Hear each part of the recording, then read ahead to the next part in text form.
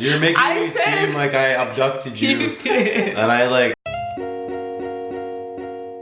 Oh, pour me some honey in my tea. This is, you actually? Yeah. Thanks, that's good. That's a lot. You know, Mom's had a tough day. I'm She's tired. putting some cognac in her. Chamomile I don't tea. need to know what's in this. This is chamomile with a hit of henny. Yeah. Welcome back to the channel, guys. You guys asked for part 2 of our dating life. Second date? Second date, no, first date, continuation onto the second date. If you guys have not seen the first video of this, please go and check it out. A lot of people asked, how did the date take a turn for the better? And it got better when he started to open up. So what I realized was this guy's probably also really shy, even though he was forward.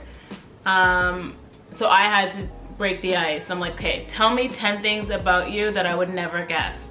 But also, please tell me, are you married? Have you ever been married? Do you have kids? Have you been to jail? Do you do drugs? I'm like, it was a bit of an interrogation. Your memory was that you thought I lightened up, and my memory is I thought you lightened up after we got to the bar and you had some drinks. So why would I say yes to the bar then? Because I told you it was my mom's birthday. You couldn't say no to me. No, I don't feel sorry for Listen, people like ladies, that. I really don't ladies. feel sorry for me. After the date that you put me through, I would not have gone for drinks with you just because it was your mom's birthday. Ladies, if a guy takes you on a first date and in that first date he tells you he skipped his mom's birthday to take you on a date, then how would that make you feel? It would, okay, one of two things. Either you really want to meet with me or be with me, or you are terrible to women and the way you treat your mom is the way you're gonna treat me and you're gonna ditch me. Okay, so that could go one or two ways. Tell us how you would take it. I don't know. I took it as if you just wanted to be there with me. I did. Despite everything, he seemed really genuine. He seemed to like relax once you got going. Once I asked you those questions and you started talking, and you're like that in general. Like at first you don't really talk much, but if somebody gets you going or brings up a topic that you like, you'll just keep going. He's an extrovert, but he's shy. I'm an introvert, but I am not shy at all, as you guys probably know from my videos. I also want to put out there that I thought you were very, very beautiful, and I was sincerely interested in you as well. Because of lust? No, I mean, like, I was genuinely interested in you. Like, I told my roommate the night before I wanted to marry you. But what about me made you want to marry me? I guess we left this part out, maybe from the last video, but we got into some, like, pretty heavy questions the first night, like, that I got your BBM. Yeah. Like, you asked me, like, what my goals were. Yeah. Oh, on top of that, I was trying to dissuade you from getting my number. So he was like, can I take you out? I'm like, there's no point. Like, I appreciate it. I don't live here. I'm here out of town. And you were like, oh, where do you live? I'm like, oh, I live in Montreal. And you're like, oh, that's cool. I've never been to Montreal. I'll totally come visit you. Creepy. No, you Sweet. seem genuine. I mean, if you were creepy, you wouldn't be like, what's your belief system? So I was pretty confident that I was gonna get a second date. It was my confidence. But I'm actually curious because I've never asked you, what was it about, why did you say yes to a second date? You know what it was? When we went for drinks, you made me laugh. No one had ever made me laugh the way you made me laugh. Aww. Honestly. I don't know if you knew that. No, you've never told me that before. No one ever, yeah. Especially someone I just met. Like, if a joke's not funny, I won't laugh. And I was like, okay, this guy's cool. Like, even if it doesn't go any further, we could totally be friends. Yeah. And that's why I ended up, when he was like, oh, can you come meet my roommates? I was like, oh, no. At first I'm like, no. And then eventually I was like, okay, fine, whatever. Because I'm like, we're gonna be friends, I think. So I'll probably be friends with your roommates. But I don't really suggest or recommend you guys do that. Bring your own car to your first date. Yeah. Like, wouldn't you tell Madison or Jordan? Yeah, my daughter would definitely not be allowed to get in a car with another man for their first date. No. For a guy, if you're, never mind. What kind of advice are you giving? Oh man. Okay. It worked out. You wanted to leave and you would have left. I would have left. And now look at us. Yeah, I know. But my intentions were right. So I can't speak for the intentions of what other people are doing and why they would be insisting on taking a car, their own car, but anyways. So what did we do for the second date? Okay, so there's a little bit of discrepancy here because in one of my other videos, if you guys, I don't know if you guys have seen it, it's like my wig came off on our second date. It technically, I guess, was our third date. It wasn't really our second date. It depends if you consider going for a walk in the ravine / This just sounds awful. We went for a walk in the ravine with a guy I didn't know. It was the second date, and plus it was, yeah. You'd already been in a car with me, so it's like if I was going to do something like off you in a ravine, then I would have done that in my car. That's true. That's true. It wasn't really okay. So we just went for a walk. So the second day he came over. It was the day after our date. Or was it the day after? It was probably the day after. I definitely tried to move pretty quickly. When she said she was from Montreal and she had to go back soon, I got this like urgency. I thought, here's this beautiful woman.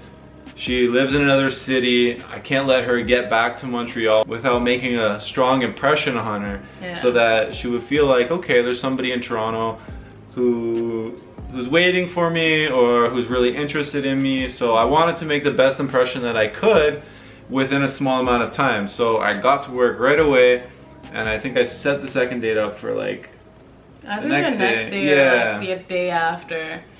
He ended up coming to my parents' place, which was where I was staying while I was visiting Toronto, and we went for a walk. So I don't really count that as a date. We went for a walk, we grabbed coffee. Yeah, we grabbed coffee. So I guess it kind of was a date, but it was quick. And I think you had to go back, you had class or you had work. We had something going on. And then that was, yes, we went for the walk. And that's when you asked me how many kids I wanted, what my career, how serious I was about my career. And okay, so this is something else that really impressed me about him. At the time, and I still kind of am, but at the time I was really focused on my career. I remember telling you, it's really important to me that I go to medical school and that I pursue this dream and that I have this career. And you were like, that's fine, I will stay home with the kids, I will support you. Honestly, date number 2. This is the second date. He's like, I will support your dreams. I think that's awesome that you're so ambitious. And it was the first time in my life that a guy was not intimidated by my aspirations, my career goals. Like, you were actually impressed and you found that attractive. And I feel like in most of my life, I had been criticized for so many things. Like, I've been criticized about being too muscular, or like my lips were too big, or I was too dark, or my hair was a certain way, or I was too assertive, or, you know, like just a ton of things. And all of a sudden here's this guy who appreciates all of this, like right off the bat. And I'm like, wow, okay, regardless of whether we're gonna be together or not, this is somebody I want in my life. Because this is somebody who's like encouraging growth in me. And I felt really fortunate to have you around. Yeah, oh, you said, so you were like, don't worry, I'll be a stay-at-home dad, I'll take care of the kids. And you're like, I will support you throughout whatever. I think that's really awesome that you want to continue pursuing further education. Yeah. That was a good sign. We were really upfront with each other right off the bat. And I think that that has helped our relationship. Like, I told you what I wanted, where I wanted to be, and I showed you who I was, like right off the bat. I told you I had extensions in my hair the first day. You like went to like stroke it and I was like, this will fall off. And you were like, what? I'm like, my hair is in a bun and I have an extension, so please don't touch it. And you were like, okay. Yeah. And that was that. My cousin almost my cousin was mortified when I told her. Well, I have a question for you. Why were you so upfront with me? Is that something you did with other women? No. Really? No. You kind of had caught me at a unique point in my life where I was just frustrated in general with kind of meeting. I was dating a lot. Ladies man. Yeah. I had a lot of people surrounding me at the time that weren't necessarily adding value in my life, and it was an opportunity for me to like just sit back and reflect on what I was doing with my life and where I would be going forward. So it really kind of like put things in perspective for me about the direction I wanted to go in the future and what I was doing in the present. And what I was doing in the present wasn't aligning with what I wanted to do in the future. So shortly after that, I met you, and it was like...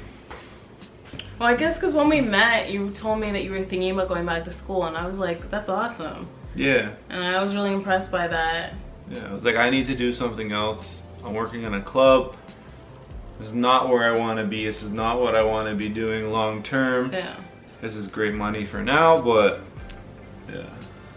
You know what's interesting? When I was younger, I thought that I like wanted to meet someone who was a doctor or who was a lawyer, like somebody already established. What I've realized is that you could really limit yourself. No, seriously, I think a lot of women and men pass, or particularly women, pass on potential partners because like, oh, that person doesn't have the law degree. Yeah. And it's not about that, but I guess we'll talk about that in like a lean in segment. Lean in with Lexa. I don't know if I like that name either. Lean in with Lexa. Oh gosh. We won't be doing that. We're not gonna be that cheesy. Now you guys want to watch that. We're not gonna be corny. It's gonna be hella relaxed and fun. And I think lean in with Lexa sounds too serious. Okay, back to the date. Wow, we get sidetracked so easily. Did. So we just kind of sat down and are really just reminiscing on what that date was like. Yeah. After we had gotten the coffee, we were driving back to her parents' house, and I pulled over the car, and I'm like, this is where I really gotta nail it down that she understands. I let her know, you can't go back to Montreal and forget about me. So yeah. I remember you pulled over and you said, I don't know how you are still single. Yeah. And that was like a shock to me because nobody has ever said these things to me. Nobody like I had dated one guy before, but I more or less approached him, and we were in university and we dated for 2 years, but he didn't really take me out, and I felt like you saw me and you still felt like I was a treasure. I felt that way about myself, but I'm not going to lie about it. I started to question myself, like, what am I doing wrong? I'm never getting approached. It's not even like I was getting approached and then people were like, oh, I don't want to date you. Yeah. Nobody ever approached me. Yeah. Honestly, I feel like then and even now, just people being sincere and being honest and putting themselves out for the, like, just being vulnerable is rare. And I felt like you were the type of person that would be very, like, receptive to that, and that's real why I was so attracted to you. So I was like, you know what, I have to be genuine. I'll be sincere with her and I'll let her know. And that's probably why I waited to like towards the end of the second date to let you know. But yeah, I just feel like it's rare these days. People are so used to getting played, dating multiple people, or like having their partner date multiple people when they first meet somebody, and so people just have to protect themselves. But when I met you, I just like, you know, this woman's very sincere, very genuine, so I have to... You could tell that? Yeah, honestly, I could tell that within like 5 minutes of meeting you. Some people who watch us feel like I'm maybe too blunt, and... No, you're not too blunt. And like, I don't feel like I'm too blunt. I guess some people appreciate that about me, and other people just can't take it. What? Like, it's too much. If you think she's too blunt, how is that possible? She says what she's thinking.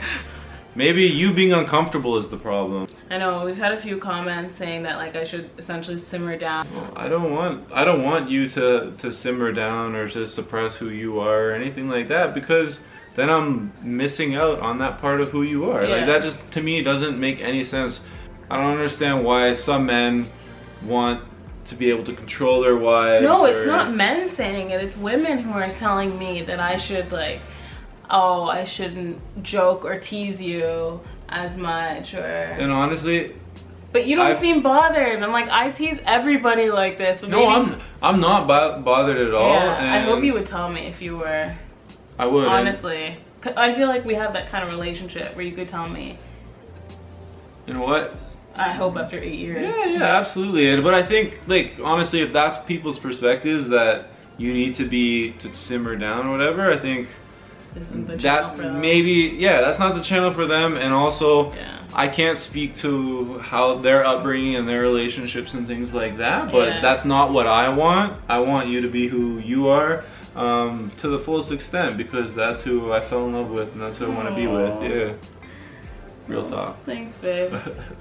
And you know, I think, and one thing you told me that you liked was that I was constantly pushing you to be the best version of yourself. Yeah, making me uncomfortable, and I'm... Yeah, I can make some people uncomfortable. Look, honestly, like, if you guys think about yourselves in terms of your own personal growth, the biggest strides you make in your growth are honestly when you push yourself out of your comfort zone. Yeah. And Alex did that. She told me, like, okay, you want to do that? Let's do it. And that's not the way I grew up. I honestly grew up kind of what's comfortable. I'll stick with what's comfortable. What's kind of sometimes what's easy, how I can make quick money. And then Alex brought a different perspective that I really appreciated immediately. So. But you know what? A lot of people also forget that the way we are today isn't how we were when we met. So, like, we're both better people. I know somebody commented, you want to go through comments? Yeah, let's go through. Oh wait, no, we haven't even gone through the second date. Well, no, the third date. Okay. Second date, I took you home. Wait, after I told you, how are you single? Then, how did that make you feel? How did that make you feel? I don't know. Yeah, what did it make me feel? I was like, is this happening? Because, like I said, I had never heard that before. And that's when I realized how genuine you were, that you really weren't playing games. And I'm like, okay, well, I'm moving to Montreal. I mean, I live in Montreal, so maybe we should just try and be friends. And I think I said that to protect myself. I wanted to date you, but I didn't want to say, like, yeah, let's date, and then I would never see you. Let me think about it. Something like that, yeah. Yeah, let me think about it. And then you're like, okay, cool, just don't write me off. Yeah, I really didn't want her to forget about me. You're like, if you go back to Montreal, somebody's gonna figure out how cool you are. Yeah, exactly. And you're not gonna stay single. So then, which I was like, wow. That's where it's planting seeds. Yeah. So then I'm like, I'm coming to visit you. Yeah, so no, first you're like, let me take you to the airport tomorrow. I'm like, what? Literally, I've seen this guy, I don't know how many times in the week already. And he drove me to the airport. And by then my parents were like, oh, this guy's just amazing. We gotta meet him. Remember that time I told you I'm amazing with parents? Yeah, you're right, you are amazing with parents. My mom might love you more than she loves me. Probably. Yeah, so you took me to the airport the next day, and then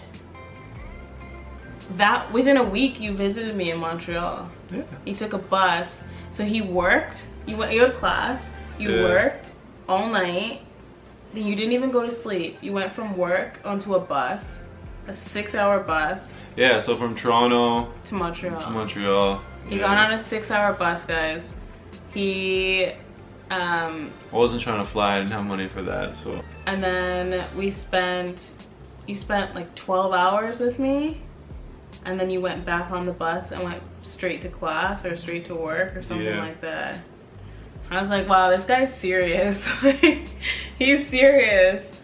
And we just roamed Montreal. It was a lot of fun. And that was when my wig came off. And you'll have to watch the other video to see that. Yeah. Let's read some comments now. Okay, yeah.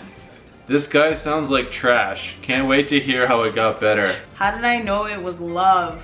Who said I love you first? Somebody's probably gonna unsubscribe because I'm saying this, but I gotta keep it real with you guys.